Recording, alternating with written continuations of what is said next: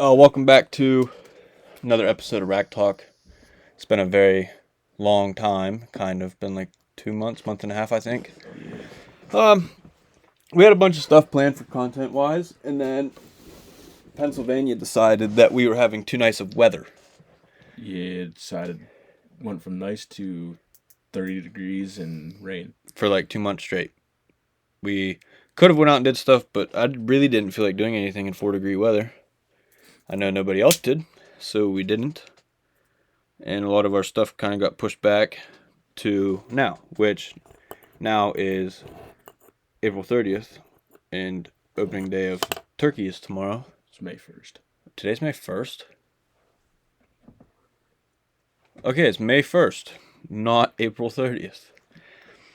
Anyway, the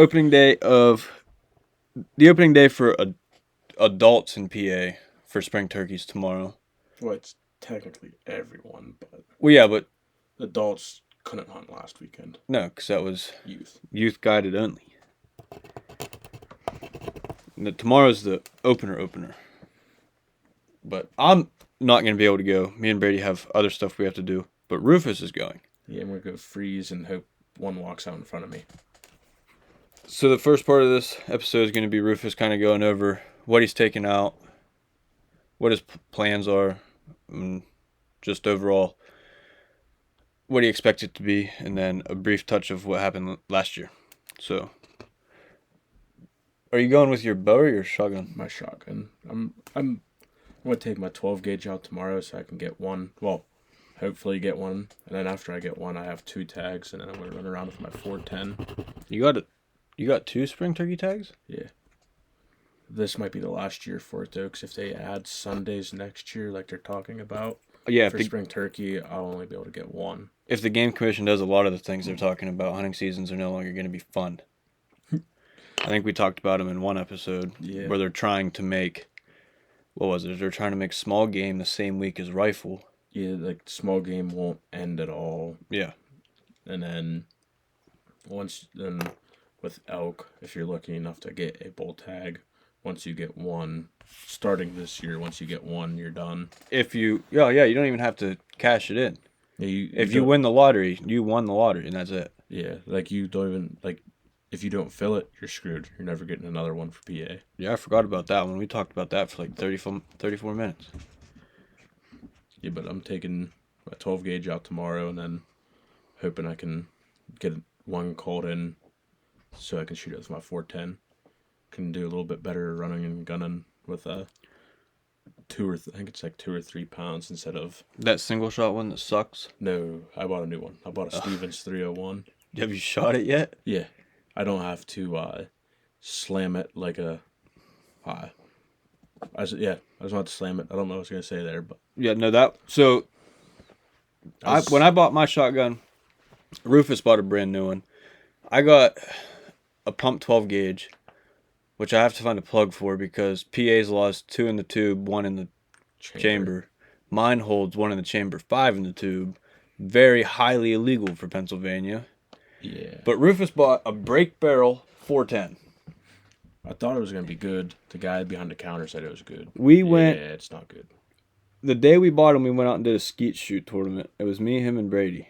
I think it's a YouTube video, but I don't remember off the top of my head. I know it's for sure, at least on Instagram. Rufus could not get this thing to fire.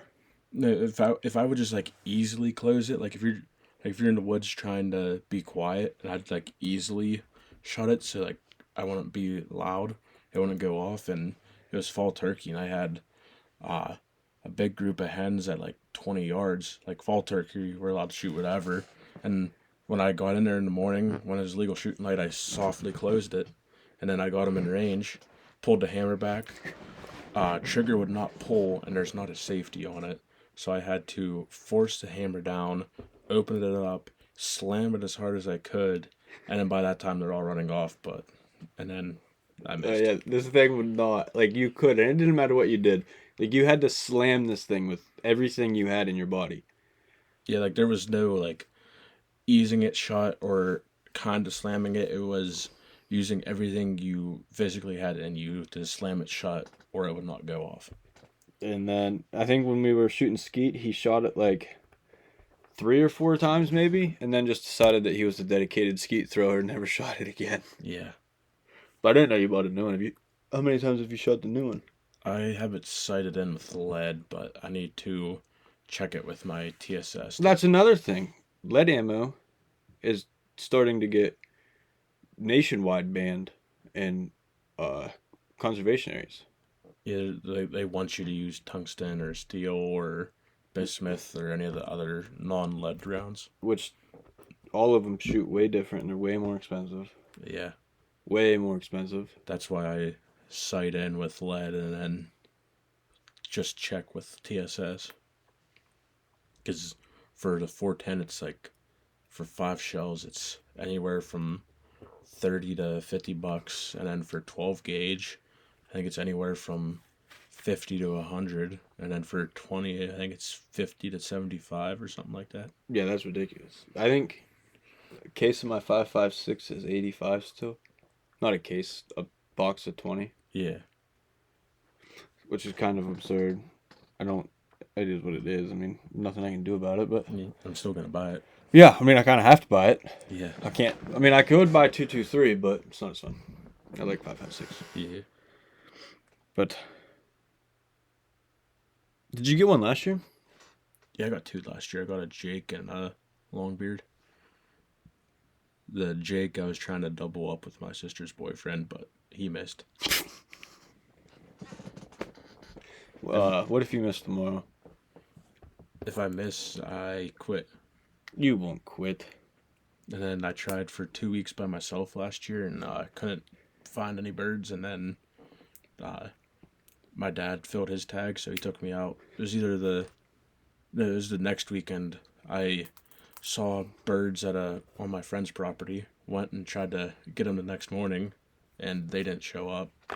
And then my dad killed his second bird that weekend, so then he took me out to third, and Oh, he took you to his spot after you got his. yeah.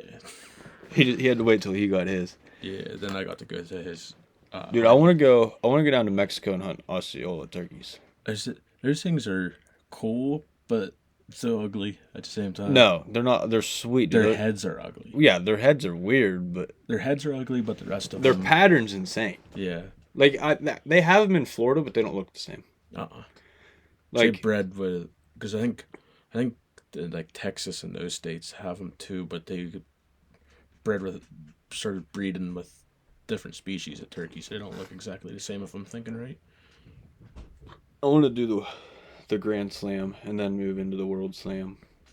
I think it would be cool to do the 49 states, because every state but Alaska has a turkey population. Really? Yeah, because I watched this one video. Does that one even have a name? Because I know the World Slam or the Grand Slams, Merriam's. I can't remember all the turkey classifications, but it's all the ones in North America, and then if you do the World Slam, it's all the ones in North America plus an oscillated from Mexico. Yeah. But the oscillated has to be from Mexico for it to count. Yeah. Because I think... Yeah, I forget what the 49 states one is called, but I watched a video, and the guy needed to shoot one in Hawaii, and the one that he shot in Hawaii ended up being fully albino. Really? And I forget how big the beard was, but I think it was like a pretty big beard and massive spurs and albino. I know someone that has a pet albino turkey. Yeah, a lot of the pet ones that you albino. see are albino. Which is weird. But no, I think the World and Grand Slam are now like recognized by the National Turkey NW whatever the hell it's called.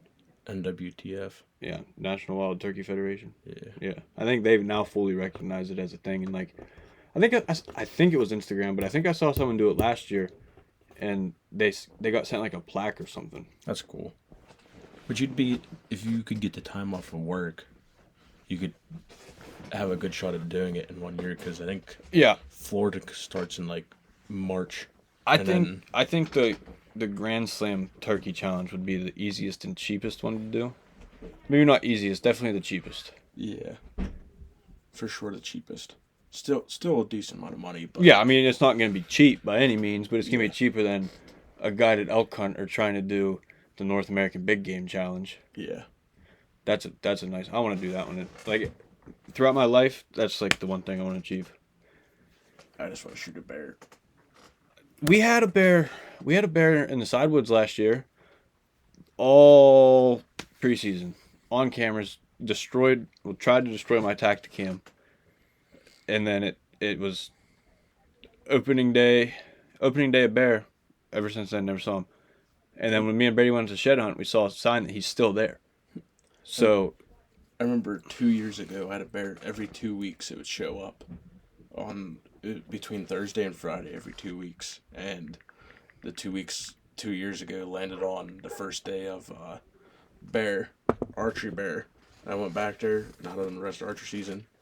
He never showed back up. I want to go out and do spring turkey, but I don't want to take my shotgun. I want to take my bow. I want a turkey hunt with a bow.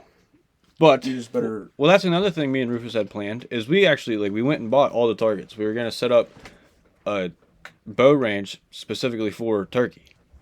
I think it ended up raining. The day we were gonna do it, it poured, and then the weekend after that, I was busy, and then it just snowballed into terrible weather, or I was away for work, or Rufus had to do something, and it just the PA weather from February to it's still raining today. PA, the weather here is just, I don't want to say hit and miss because it's always hitting. Like, you're always having something. It's either cold, raining, or really windy. or really, really, really windy. But this is the coldest I think it's been for the usually it stops getting cold right around, the first 2 weeks of April. Not this year. It's still cold. It's still frost when I wake up in the morning. I think it's going to be 38, Yeah, 34, 38 degrees tomorrow morning at 6 o'clock in the morning. On May. My windshield was frosted this morning when I woke up. In May. Sucks. It's kind of dumb. Yeah, so for tomorrow, I'm just going to try to go wing it. Hope I can find them. Hope one will come in range. Have you done any scouting at all? In the slightest? We have cameras out. We've just been bumping them around, trying to see what times of day that they like to show up. We have 3 or 4 on the one chunk that are showing up between 6:30 and 8:30 in the morning, and then the ones every other day. So since Rufus is completely unprepared for turkey season, we can switch into a talk that's a little bit more successful this year, Jake. Yeah, if you don't know who this is, introduce yourself because he's never been on the pod before. I'm Rocky. I'm Jake's informal brother-in-law / also Marine Corps veteran, and I fish, hunt, the whole nine. He fishes more than we have time to, so we kind of go for him to advice. Switching into trout for this season.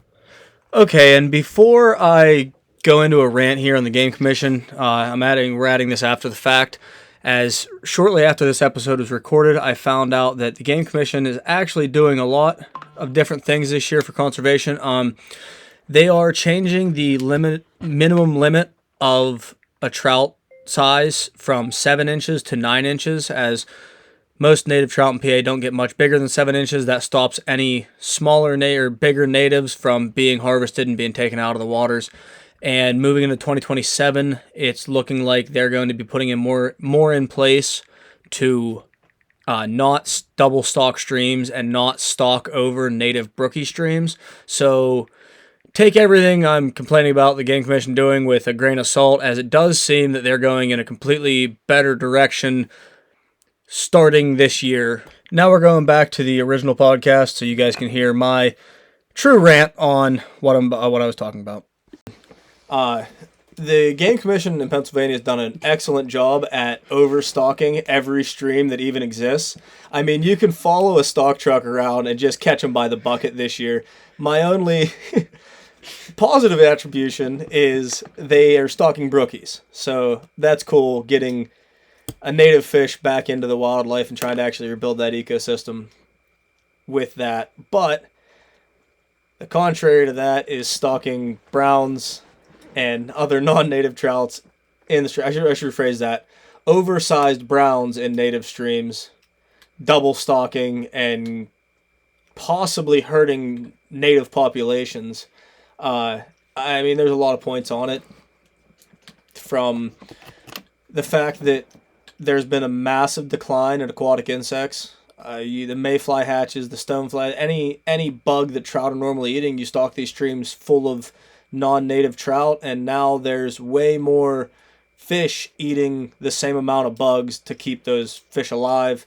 I don't know, you guys probably have noticed it yourselves if you've been in the woods for a while.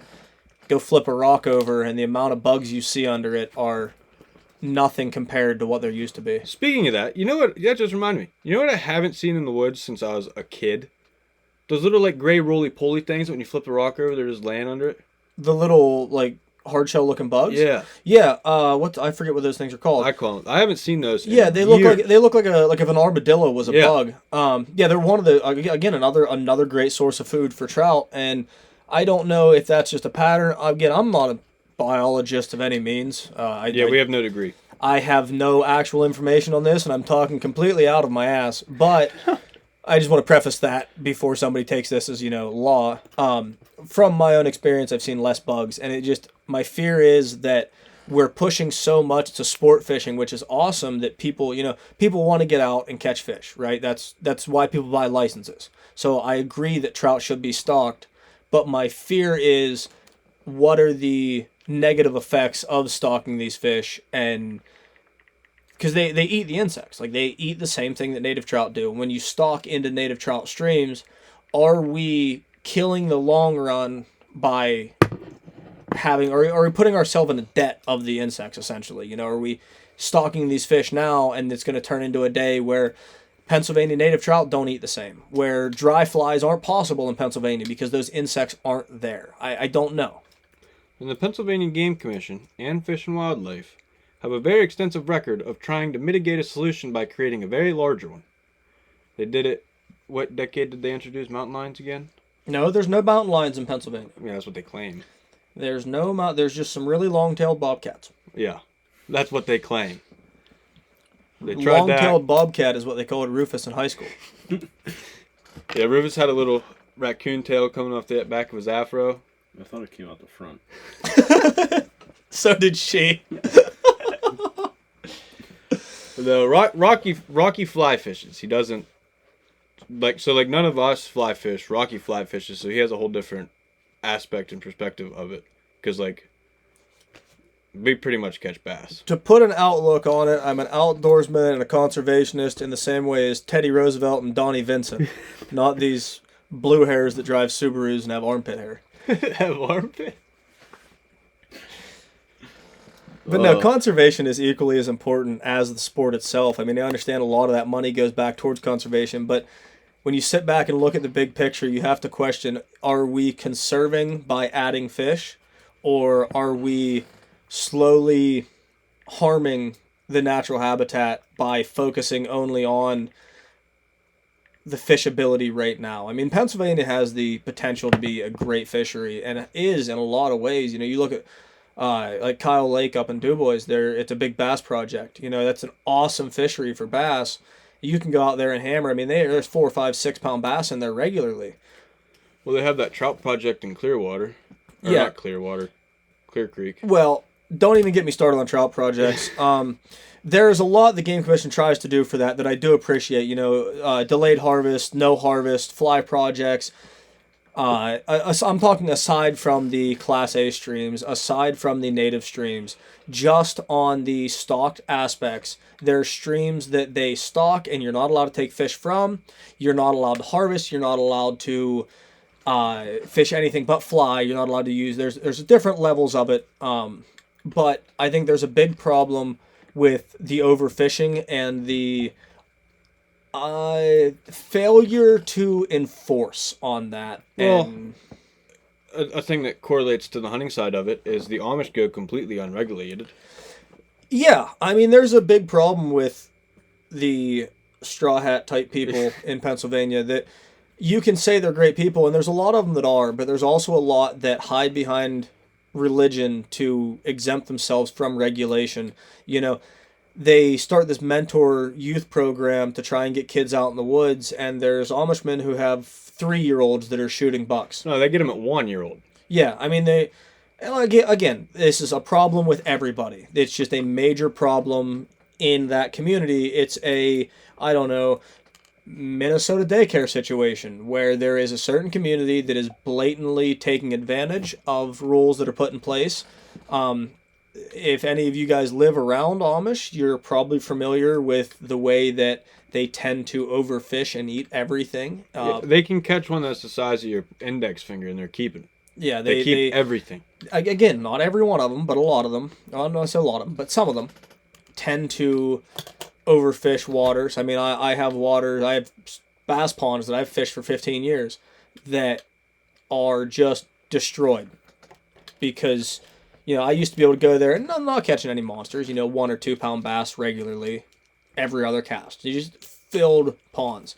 That in the past 3 or 4 years, I've noticed more Amish people moving in around that, and the amount of fish there is not. I mean, look at Clough and Hemlock. There's no fish in Hemlock. I can't. Me and you went for 6 hours that one day and didn't even catch a bluegill. Yeah, I have caught fish out of Hemlock. I haven't caught fish there in is some Hemlock big bass in in years. Hemlock, but they're hard to find. It's not what it used to be. I've Well, also, the Amish don't really go to Hemlock anymore. no, because the fish are gone. Well, there's a pretty dark story about another reason, but Yeah. The other thing is going to Hemlock. I have never seen so many front spool Zebco rods in one place. I don't know if it was a Section 8 day at the pond or what, but that day we were there, buddy, last summer. I'm telling you, I have seen less Zebco rods at Walmart than what was on that water that day. I'm talking people just sitting on the boat dock. We're trying to launch a boat and they're sitting on the launch. Like, beside, I can't dock my boat to get out because they won't move out of the way. I had to get in the water when we were launching it. Yeah, and if you've never seen Rufus in the water, imagine a golden doodle fighting through a kiddie pool. It was not fun times. I don't know if you're picking up, but Rufus also can be sitting where you are and it barely picks him up because Rufus talks like this. Whoa. No emphasis behind your voice. It is what it is. But yeah, that's another thing. If you see boat content this summer, it's Rocky's boat. yeah, it's a work in progress. It's nothing special, just a little John boat. It gets her done. Me and Rufus were gonna go halvesies on a John boat, but it's probably not gonna work out. It's something he likes. He hyper focuses on it, thinks of nothing else. Well, I like Type 2 fun, where So- you hate it the entire time, but when it is fun, it is amazing. So his new thing is catching a muskie on a fly rod in the fall. Well, yeah, in the fall, they don't bite in the summer. Yeah, but that's all he talks about. That's all he wants to do. How I have a feeling I'm gonna get roped into going. How dare a white boy catch a little bit of motion? No, I'm definitely gonna get roped into going for that. I'm getting roped in to go down to Pittsburgh on Saturday. Are you coming? I have to. Oh, nice. My mom's like, I'm not driving down there by myself. Thanks. That'll be fun. That'll make it a lot more entertaining. Not that I can't talk to your mother, but it'll just be a lot more. Yeah, I'm also dating Jake's sister. Well, I don't know if I mentioned that. I didn't really want to leave for Pittsburgh at 3 a.m. No, it's gonna be boring. That's why I'm staying down there. But she's running a half marathon this weekend, and Jake is getting roped into coming to watch with me. And So- she is trying to rope me and Rocky into running marathons with her. Yeah. To bring this back onto something outdoors and hunting or fishing related, they do like Grand Slams. They're the ones who handle the Grand Slams for trout, bat, whatever. Yeah, we just talked about Grand Slams for turkey. Yeah, well, they have a couple different Grand Slams for trout. One of them being the Super Grand Slam, which is 4 different species in one day. Now, I think I should go rock one out on Pennsylvania stock trout, catch rainbow brookie, golden, and a brown trout in one day. That's 4 fish. Now, can anybody do that? Yes. Will I get a medal for completion? Yeah. So it's kind of funny to me that you could do something like that. But they also do have a native version of that. The NWTF, the National Wild Turkey Federation. Yeah. If you do the Grand Slam, they send you a certificate, and then if you get lucky enough to do the World Slam, you get another certificate. Dude, did you see? I think Meat Eater did it, where they did the 1 day Turkey Grand Slam. Oh, yeah, I did see that. Yeah. They just hop They had a private jet and everything set up, dude. They would hit, dude. They started on the East Coast and went west to save some on the 'cause time zones. You have to. I can't remember the names, but it's a Merriam. It's a Merriam and Osceola. No, There's Osceola's Grand. Osceola's is it Osceola's Grand? If you get an Osceola in Florida, it doesn't count towards the Grand Slam because for the Grand Slam, the Osceola has to be taken in Mexico. Yeah, but yeah, they did. It was an Eastern turkey, whatever they were called, the regular run of the mill turkey, and then they went a Merriam. I forget the other two that Is are it a- in the States. All right, It's you a know Rio what? Grande. We have Turkey. supercomputers in our hands. Yeah, ask Perplexity, Joe Rogan sponsor. 4 North American turkeys are Eastern Rio Grande Merriams, and I guess they consider Florida's version of Osceola one. Look at that, Rio Grande. But yeah, they did it in one day. They did a Grand Slam on. And then there's a 5th one that is only found in southern Arizona and in some spots in New Mexico. That's called the Gold's turkey. The Gold's turkey. Like Gold's Gym? Is it just a jacked turkey? I don't. I think it's a mix of the like Merriam and Osceola. Dude, did I ever tell you about the time I almost got landed on by a turkey? No. I was probably 14 or 15 hunting with my dad. A Gold's turkey is the largest North American wild turkey species found in 1000s. Oh, wow. But we had roosted these turkeys and we weren't. Those Oh. look sick. Yeah, that is a These are cool looking huge. turkey. Those things look sick. But we had roosted these turkeys and we knew they were up on a hill where they had roosted. We didn't see them roost just because of where we could get to them. We didn't want to spook them out. But we knew roughly where they were the night before. Well, we set up on them because we thought they were up the hill a little more from where they were. We set up on this field edge about 10 yards back into the woods is where we were. And I had my back to a tree and we thought they were going to roost either in this field or down in this little kind of opener area of the woods to our left. So I kind of sat with my back up, or with my front up the hill, my back down the hill against this tree like you would. And it was the first year. No, I would have been younger than 15, but it was the first year that I was using a 12 gauge, and I was using an old Mossberg, shaky handle turkey gun. It was the painted one, and it was a little bit bigger than I was used to from coming from my 20 gauge, and when these turkeys came down, they had roosted farther down the hill than we thought they were, and they were actually in line with us to the field. They were directly to our left. So when they came down, this monster gobbler came down and almost landed on me. Well, he was flying straight toward, I'm telling you, he was landing where I was sitting. And as it came down, I didn't know what to do, so I hurried up and tried to spin the gun up at him. Well, I don't know who was more surprised, that turkey getting a gun spun at him when the tree started moving, or me if this turkey tried to land on me.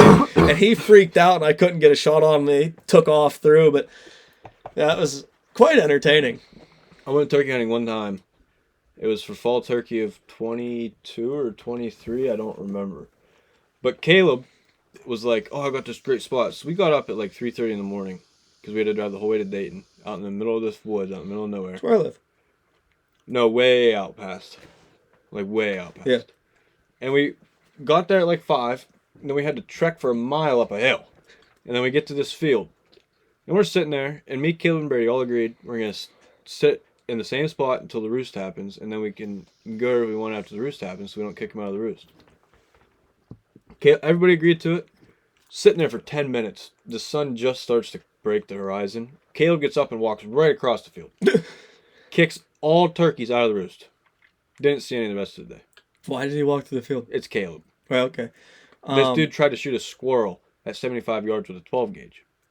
Dude, I demolished a squirrel with a 12 gauge. So one of the coolest turkey hunting. Were you 75 yards away? No, he was running towards me about 15 yards, and he was on the ground sprinting towards me, and I started unloading on him, and it took me about 4 shots. Well, I cut him in half with the fourth one.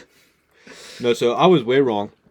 A Grand Slam is an Eastern Rio Grande Merriam and an Osceola from Florida. A Royal Slam is all 4 of those, and then the Golds. And then a World Slam is all 5 of those, plus an ocellated found in Yucatan Peninsula, Mexico. One of my all-time top turkey hunting stories, dude. Thanksgiving morning, Dad and I used to go out and walk for squirrels, and I was young enough that I thought I needed every 20 gauge shell in that box in my pockets, right? So I had these camo cargo pants on, and I filled my pockets with 20 gauge shells to shoot at squirrels and grouse and whatever small game we kicked up on the game lands. Well, we're walking up across our hill, and we just got done hiking up towards the top of it, and I needed to stop and adjust my pants.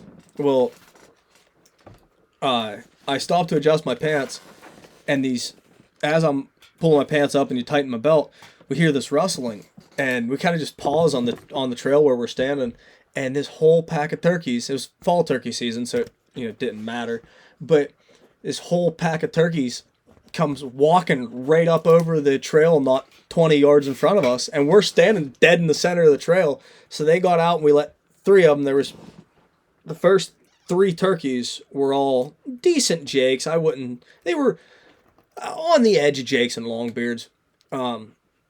And if any of this is illegal, Jake, go back and cut it. I don't think it is, but any vouch on that? No, we're good so far? Okay. You're allowed to kill whatever in the fall. That's what I thought. So I wanted to make sure.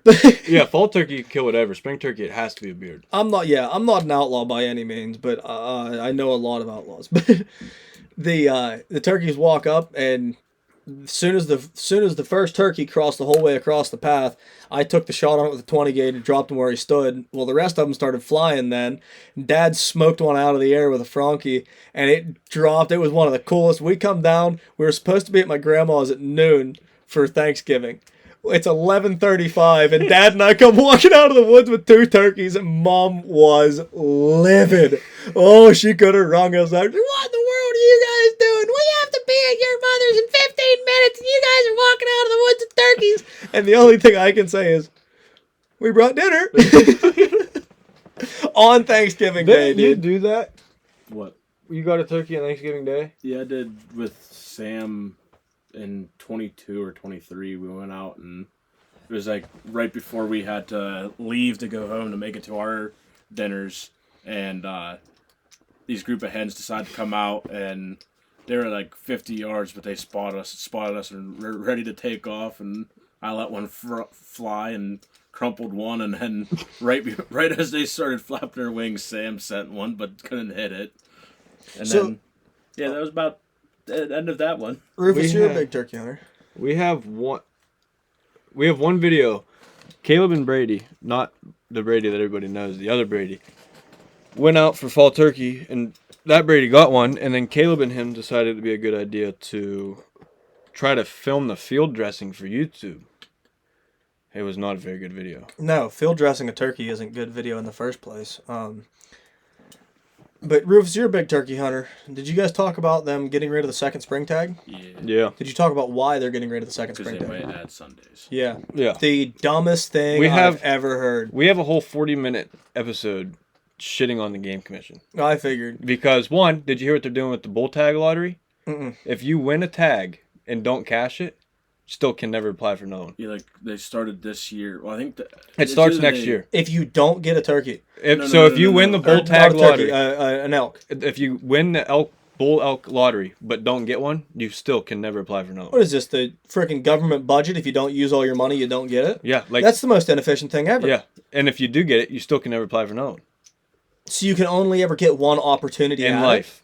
in Pennsylvania. Bull elk and PA starting Which this year. And next. I can't remember specifically, but they either banned out of state requests or they're limiting them heavily. Which, They're if you guys didn't know this, Pennsylvania 10%. elk Yeah. are actually one of the bigger elk species because we don't have as hard of winters and as hard of terrain for them to traverse. Yeah, they live in a sanctuary. Well, they don't just live in the sanctuary. They've actually started moving south down into Penfield Yeah. and into Clearfield and the surrounding areas. The Pennsylvania elk is actually a very big growing population. Elk only got reintroduced here because back before humans were humans, PA had elk.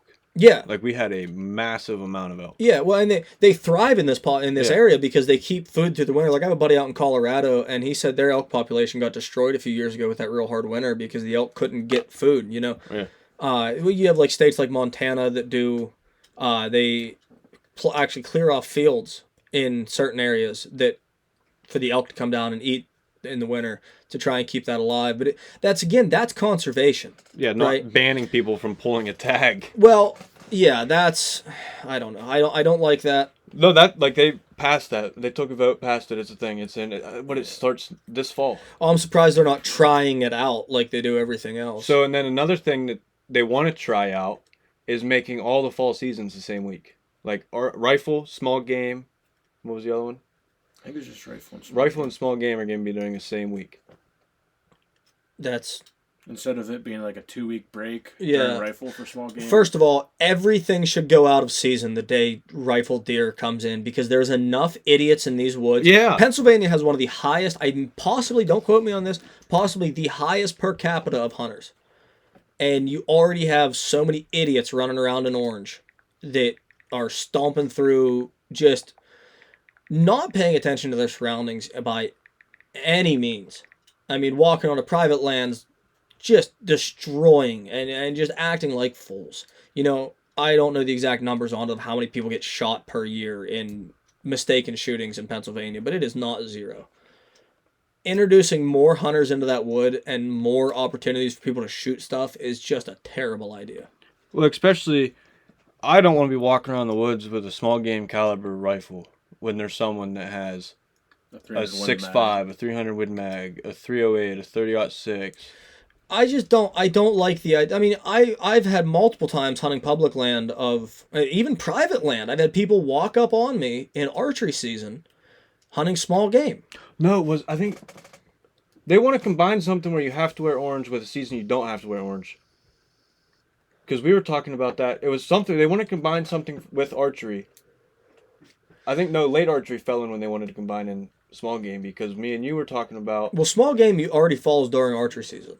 They want to combine something with archery where you don't have to wear orange because me and him were talking that, or you have to wear orange because me and him were talking that if they're in the woods and they have to wear orange, does archery have to wear orange? No, so it'll stay the same where you still have to have a visible level of orange because even in archery you have to have a visible level of orange as far as my belief. I think they changed that. Did they change that? Yeah, because you used to, once small game started, you used to have to wear an orange hat or something, and then you can take it off. Hear me out on this. This is my hot take for the episode, maybe a number 5 hot take, but I don't think I should have to wear orange if I'm hunting on private land. No one else should be out there. Exactly. If I'm on my private land, I should not have to wear orange because I should know where every hunter is. Now, is there idiots and we can't make that rule? Yeah. Because there's people that poach. Yeah, there's also poachers, Amish. and there's also blatant idiots on public land or on private land. But I'm talking people that are hunting with 10 of their buddies and can't pay attention to where everybody is. Drives. Not even drives. Like, I mean, logically, you would go, hey, we're doing a drive, we're all moving, let's put orange on. But there's people who don't wear orange that should, even during now. So in 2025, Pennsylvania was the 23rd ranked state for hunting. Yeah, but what's per capita of hunters? That is per capita. 23rd ranked? Yeah, for 2025, because out of every 100 people, 7.4 of them bought tags. They sold 953,903 tags and made $45,500,000. All right, I am dead wrong on my statistic. A decade ago, they were up in there. Yeah, like, you know what real they high. say, 90% of statistics are made up on the spot. What was number 1? I would like to know, probably New Jersey or something like that has a very high... Well, Wyoming. No, that makes sense. Yeah, but Wyoming only sold 136,000 tags. Yeah, and Wyoming has 137,000 people. But out of every 100 people, 23.5 of them bought a tag. Yeah, there's like 7 people in half of Wyoming. Hello, Scout. Excuse me, sir, we're trying to record. I know, he wants in. To bring this back onto something outdoors and, hunting or fishing related, they do like Grand Slams. They're the ones who handle the Grand Slams for trout, bat, whatever. Yeah, we just talked about Grand Slams for turkey. Yeah, well, they have a couple different Grand Slams for trout. One of them being the Super Grand Slam, which is 4 different species in one day. Now, I think I should go rock one out on Pennsylvania stock trout, catch rainbow, brookie, golden, and a brown trout in one day. That's 4 fish. Now, can anybody do that? Yes. Will I get a medal for completion? Yeah. So it's kind of funny to me that you could do something like that. But they also do have a native version of that. The NWTF, the National Wild Turkey Federation. Yeah. If you do the Grand Slam, they send you a certificate, and then if you get lucky enough to do the World Slam, you get another certificate. Dude, did you see? I think Meat Eater did it, where they did the 1-day Turkey Grand Slam. Oh, yeah, I did see that. Yeah. Just hop They had a private jet and everything set up, dude. They would hit, dude. They started on the East Coast and went west to save some on the time zones. You have to. I can't remember the names, but it's a Merriam. It's a Merriam and Osceola. No, Osceola's Grand. Osceola's Grand. If you get an Osceola in Florida, it doesn't count towards the Grand Slam because for the Grand Slam, the Osceola has to be taken in Mexico. Yeah, but yeah, they did. It was an Eastern turkey, whatever they were called, the regular run of the mill turkey, and then they went a Merriam. I forget the other two that are in the States. All right, It's you a know Rio what? Grande. We have turkey. supercomputers in our hands. Yeah, ask Perplexity, Joe Rogan's sponsor. 4 North American turkeys are Eastern Rio Grande Merriams, and I guess they consider Florida's version of Osceola one. Look at that, Rio Grande. But yeah, they did it in one day. They did a Grand Slam on. And then there's a 5th one that is only found in southern Arizona and in some spots in New Mexico. That's called the Gold's turkey. The Gold's turkey. Like Gold's Gym? Is it just a jacked turkey? I don't. I think it's a mix of the like Merriam and Osceola. Dude, did I ever tell you about the time I almost got landed on by a turkey? No. I was probably 14 or 15 hunting with my dad. A Gold's turkey is the largest North American wild turkey species found in 1000s. Oh, wow. But we had roosted these turkeys and we weren't. Those look sick. Yeah, that is a These are cool looking huge. turkey. Those things look sick. But we had roosted these turkeys and we knew they were up on a hill where they had roosted. We didn't see them roost just because of where we could get to them. We didn't want to spook them out. But we knew roughly where they were the night before. Well, we set up on them because we thought they were up the hill a little more from where they were. We set up on this field edge about 10 yards back into the woods is where we were. And I had my back to a tree and we thought they were going to roost either in this field or down in this little kind of opener area of the woods to our left. So I kind of sat with my back up, or with my front up the hill, my back down the hill against this tree like you would. And it was the first year, no, I would have been younger than 15, but it was the first year that I was using a 12 gauge and I was using an old Mossberg, shaky handle turkey gun. It was the painted one. And it was a little bit bigger than I was used to coming from my 20 gauge. And when these turkeys came down, they had roosted farther down the hill than we thought they were, and they were actually in line with us to the field. They were directly to our left. So when they came down, this monster gobbler came down and almost landed on me. Well, he was flying straight toward, I'm telling you, he was landing where I was sitting. And as it came down, I didn't know what to do, so I hurried up and tried to spin the gun up at him. Well, I don't know who was more surprised, that turkey getting a gun spun at him when the tree started moving, or me if this turkey tried to land on me. And he freaked out and I couldn't get a shot on me. He took off through, but that was quite entertaining. I went turkey hunting one time. It was for fall turkey of 22 or 23, I don't remember. But Caleb was like, oh, I got this great spot. So we got up at like 3:30 in the morning because we had to drive the whole way to Dayton, out in the middle of this woods before we started parking. Oh, we don't want to bark. They'll mess up the mic. Hello, buddy. Scout, do you have any hot takes about the Pennsylvania Game Commission? Scott says, let me chase the bunny rabbits. Yeah, well, that's not illegal. Dogs can trespass. Dogs No, seriously, when you're hunting with dogs, the dogs are allowed to trespass, and you are allowed to go retrieve your dog off of trespass property because dogs can't read poster signs. Number 2 was South Dakota, 3 was Montana, 4 was North Dakota, and 5 was Idaho. It's 2026. I don't know a guy that runs dogs that doesn't have GPS collars on them, but Yeah, me neither. I mean, on that note, if you're running dogs and you don't have GPS collars on them, you're an idiot. Number 7 was West Virginia. That makes sense. West Virginia is a massive hunting state. Well, yeah, because their hunting rules are way more logical. Yeah, well, I mean, you look at you go into our deer seasons where, you have to shoot a buck that's 3 up or 3 with a brow. Yeah, no, Jefferson, or 2D, the one that I hunt, is 3 up, so it has to be 3 up with a brow. Yeah, so you're looking, you can't shoot under 4-point if it's half rack. See what I did there? But most ones in PA are 3 up, including the brow time. Yeah, 2D is 3 in 3 up, total. excluding. Yeah, and it's just one of those things where you question, is that good for conservation? Because you look at states that have done, like Nebraska, that has a different, and I don't know the exact policies on it, but there's states that have focused more on, listening to the people that know what they're talking about and the, animal biologists as to how conservation should be done. Then you have states that go, well, let's put something in place to where everybody can still hunt. I can't remember what state it was. It was out west, but they had a problem with small bucks controlling everything.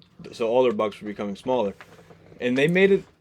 They only let hunters shoot bucks below a certain point count, and I think it took in between 5 years and a decade, but they started to notice that massive bucks were taking back over. Yeah, so what there needs to be is a small buck ban, a medium buck allowance, and a large buck ban, essentially. Like, and I'm not saying large as in like, oh, you can't shoot anything over a 10 point, because then what's the point? You can't even harvest the bucks. But there should be a maturity standpoint. You look at like moose, and a lot of states do it with moose, where you can't shoot anything, above this level to this level, because that is a big mature moose.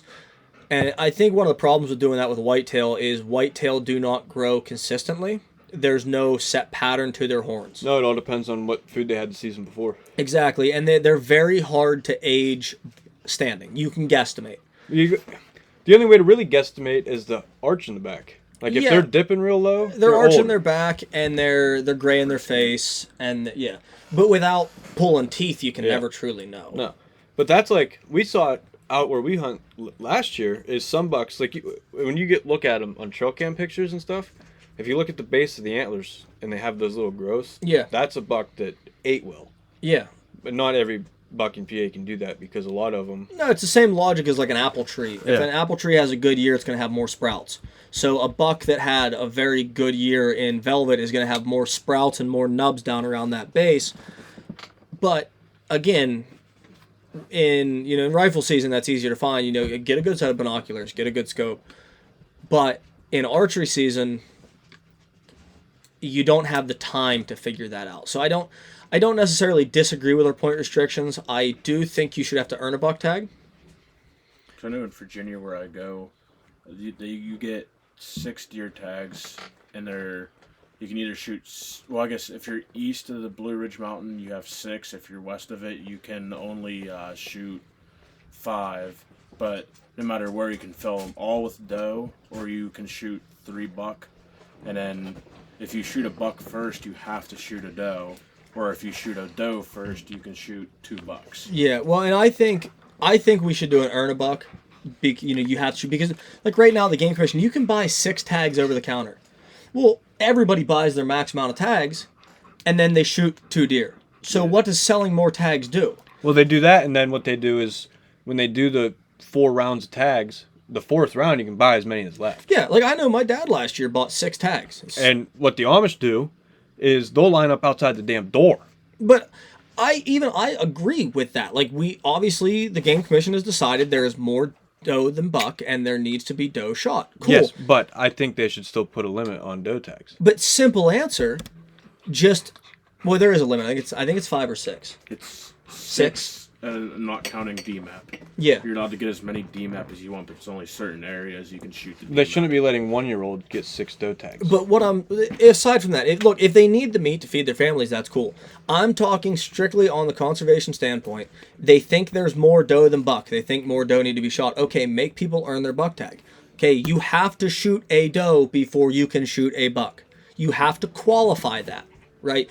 Shoot your doe, fill out your harvest report, now you're legal. And I don't care if you do it in the same sitting. I don't care if a doe walks up, you smoke her, and a buck walks up to sniff her. Smoke him too. Cool. Shoot a doe before you shoot a buck. Yeah. Because now you're forcing people to shoot that doe. You're people that are saying, oh, I'm just going out for the meat. Cool. They're shooting their doe. The buck walks. Yeah, well, yeah. There's people that go out there for the trophy hunt, not the meat hunt. Yeah, and then you have guys coming out of Pittsburgh to come up to their camps, and they let every single doe walk because they don't care. All they're there for is antlers on the wall. And I chase antlers just as much as the next guy. I want to shoot that big buck. But I also want meat. But at the same time, make people shoot that doe. That way the doe are getting shot. Now I can sell you 1,000 tags. If you don't shoot them, it doesn't matter.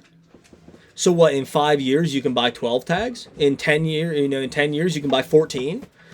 we just keep selling them until there's an insane amount of dough. Like, you have to put something in to incentivize people to shoot those dough. Yeah, I don't agree with 98% of the stuff our game commission does. I think it's just off a whim. Yeah, I mean, it is what it is, I guess. I'm not a lawmaker, and they don't listen to the people that actually matter, so. No, and I don't know if they will. I think what they do is just read papers and Well, don't actually, like... They look at studies, and they obviously probably listen to the professionals, the wildlife biologists, all that. They obviously take into consideration what they're saying on studies, on numbers, but they don't act on it in the way that I think a lot of people think they should. I don't know. Like I said, me and Rufus had a massive episode about this. Like, we literally sat here for 40 minutes and just talked about this the whole time. Yeah. You're ranting into a TV. It's just Fox News with a different platform now, huh? Yeah. That's what a lot of them turned into. Well, I mean, because before we restructured it all, we focused the podcast on us telling stories from stuff that we've done, and then we quickly realized we run out of stories. Well, yeah. Yeah. Because you're 20-some years old. Yeah. You're not... So then we kind of noticed that we would go, like, record a podcast. Then we had to wait 4 months before we had enough to talk about. And it just wasn't being effective. So now we just kind of read news reports every week, see which ones are interesting and what we agree and don't agree with, and then You talk about the topical subjects. Yeah. Yeah, it's almost like you're copying the successful platform of every...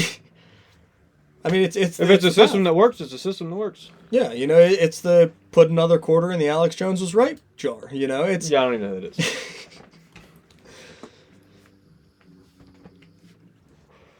Yeah, I don't know. This, I mean, from a fishing standpoint of it, you know more about it than the conservation side of it than we do. Oh, we were still talking about fishing. Kind of talking about everything. Yeah, we're just kicking it at this point. I don't know. I got a whole lot of ideas and a whole little listeners. If anybody actually made it through all my ramblings, I should give you $1. Some people do. Yeah, there's probably some people that heard me come on and were like, I'm not listening to this idiot. I'm not.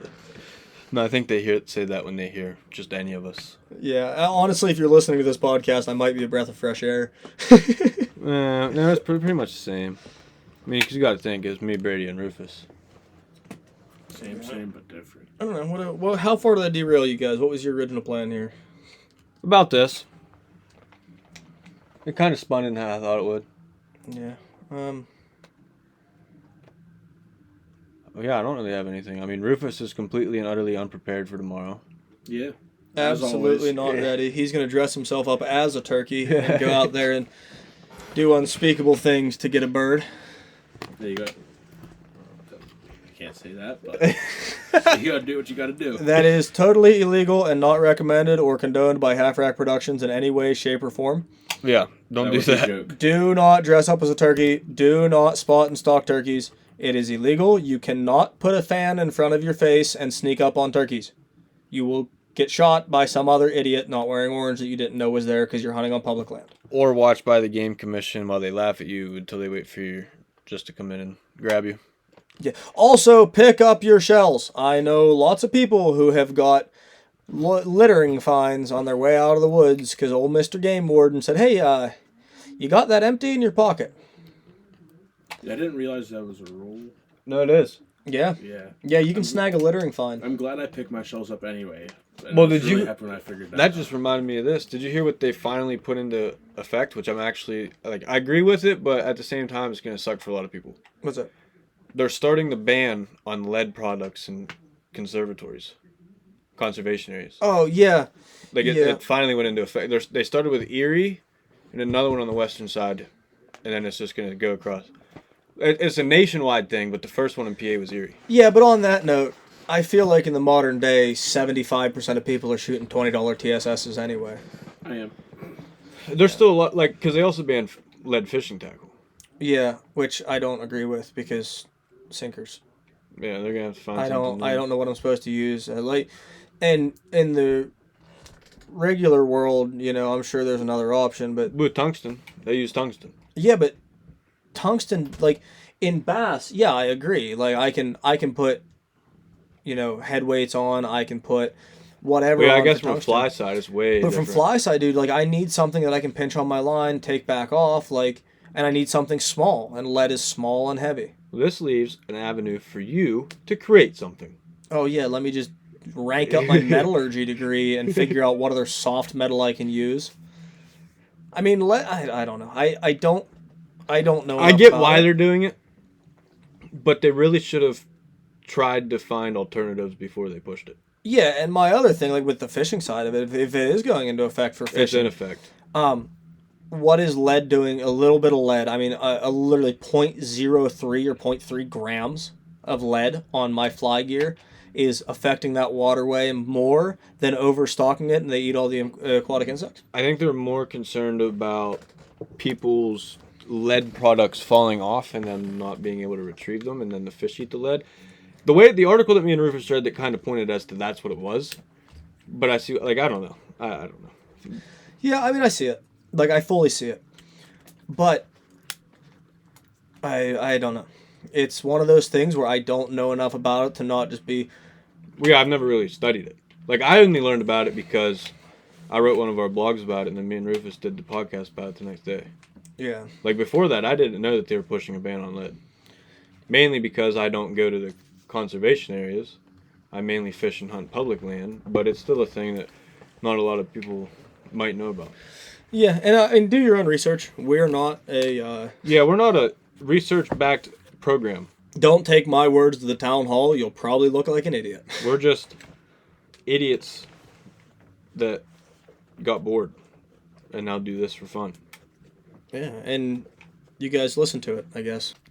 If you guys want to see more fishing content, leave a comment down below, and we'll try to put a lot more of that out. I'll come in and help a lot more, and out of all the comments, we'll pick one or two that are a good story or something funny or even just a nice little addition to the video, and I'll put together a box of some fishing tackle I have, and we'll send you guys something out, to show our appreciation for the comment and for interacting and watching the pod for us. Yeah, but that's pretty much it for this one. This is the longest one we've ever put out. So if you guys listen to the whole thing, it's very much appreciated. We got a lot more merch coming out this summer now that I have a lot more free time to put time into the designs.